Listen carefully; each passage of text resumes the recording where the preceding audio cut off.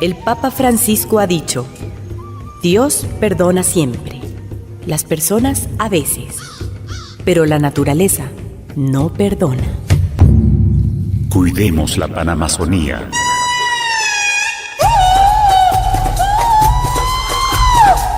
Fuente de vida en el corazón de la Iglesia. Conquista de la Amazonía.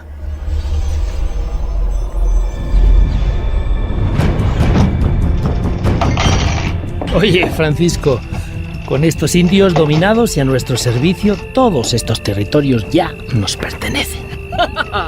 Así tenía que ser. Ahora nos queda buscar más oro. Ya lo sacamos de los templos y palacios incas. Sí, qué bueno. Ahora vamos y saquémoslo de las entrañas de la tierra. ¿Sabes? Me han contado que hacia el este, en el oriente, estos salvajes han construido ciudadelas de oro que llaman El Dorado.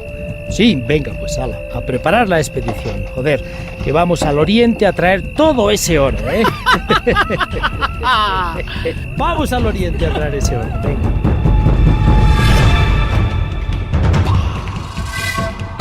Así fue como el español Francisco de Orellana, en el año 1541, se aventuró al oriente en busca de El Dorado, un reino de oro. Para los españoles, el oriente era un mundo nuevo a descubrir, un imaginario maravilloso. Por eso entendemos que las primeras expediciones estuvieron animadas por las leyendas sobre El Dorado, el país de la canela o las Amazonas. Y como todos ustedes saben, la expedición de Orellana al oriente terminó con el gran descubrimiento del inmenso río Amazonas.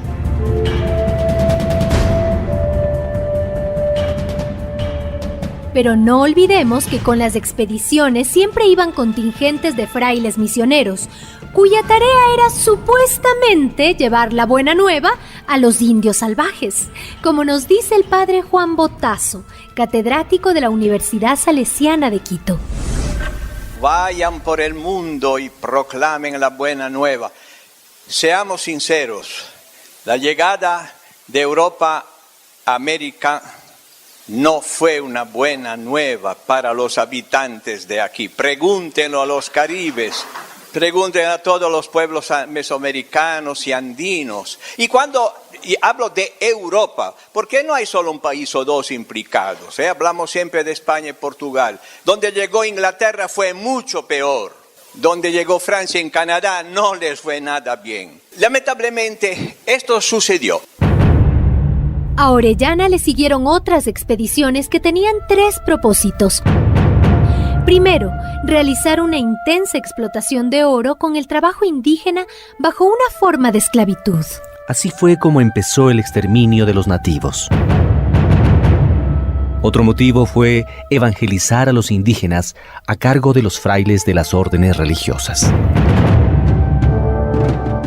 Finalmente, la entrada de los españoles a la selva fue para establecer las incipientes redes comerciales para sacar recursos como pieles, especias y madera de algunas zonas amazónicas.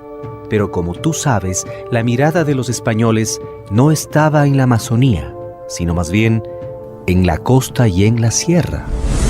La región que quedó un poco defendida de esta agresión por mucho tiempo fue la región amazónica. La selva, los ríos, las enfermedades, en fin, defendieron las poblaciones locales.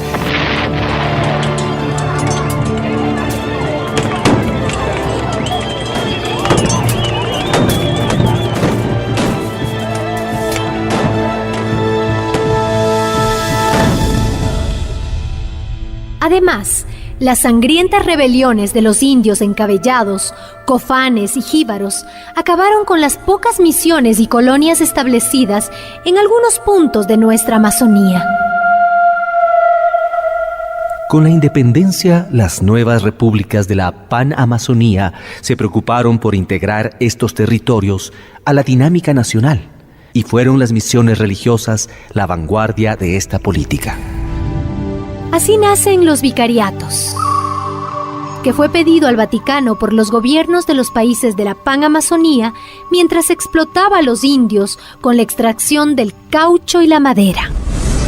Fueron constituidos, fueron pedidos a la Santa Sede y fueron constituidos para civilizar a los salvajes y para integrar el territorio y sus habitantes a la unidad nacional. Nacionalización de estos territorios que habían quedado olvidados y la modernización. Vemos en la bandera de Brasil orden y progreso. Esa era una verdadera obsesión de esa época. Las misiones fueron llamados para eso y llevaron adelante su tarea. Y según los documentos de la época, los misioneros cumplieron con su tarea utilizando la educación y los internados. Porque se pensaba, las poblaciones indígenas viejas, nadie las cambia, están apegados a sus tradiciones. Aislemos a los niños y démosle totalmente otra propuesta, lo cual hoy se lo mira como un horror, pero fue el instrumento que fue utilizado en aquel entonces. Todo este proceso duró hasta los años 70 del siglo pasado, cuando en la segunda conferencia del episcopado en Medellín, la Iglesia hizo una autocrítica a su acción misionera y en pocas palabras se dijo: si los misioneros no cambian de método y actitud, el mejor servicio que pueden hacer a los indios es regresar a sus casas. Esto causó una fuerte crisis en la Iglesia, pero fue saludable. La Iglesia tuvo la capacidad de replantear el porqué y el cómo de su presencia en los pueblos indígenas en forma radical. La Iglesia comenzó a no hablar solamente de salvación de almas. Se habló mucho de salvación integral, no solo, sino diálogo con los pueblos, porque los individuos no andan sueltos. Los individuos hacen comunidades, grupos, pueblos, son ellos que tienen un proyecto, son ellos que llevan adelante una historia y una tradición. Y la Iglesia dio un aporte importantísimo a las organizaciones, al surgir, a la protesta.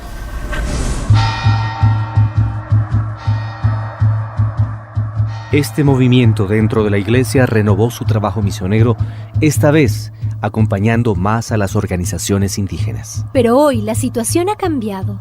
Una gran parte de los indígenas amazónicos forman parte del Estado y están articulados con el mercado. Todos los países de la Panamazonía son extractivistas. Brasil es sexta potencia mundial, en parte gracias al extractivismo. La opinión pública de nuestros países, en general, apoyan el extractivismo. Y entonces, ¿cuál es la respuesta de la Iglesia frente a esa nueva situación? Hoy tengo un poco la impresión que nos falta un poco el discurso, no sabemos exactamente qué proponer, porque frente a esta avalancha extractivista hay propuestas realistas, porque solamente decir no, esto es contraproducente, lo van a hacer igual. El desafío es enorme, pero nosotros podremos acompañar estos pueblos como hemos intentado hacerlo, con las mejores intenciones y con mucho sacrificio, solamente si somos capaces de formular propuestas realistas. Ahora el desafío es un poco más serio, un poco más exigente, pero inventemos algo interesante y nuevo. ¿Seremos capaces de inventar algo nuevo? Yo creo que sí. Y para eso, abramos los ojos a la belleza de la Amazonía y escuchemos los gemidos de nuestra madre tierra.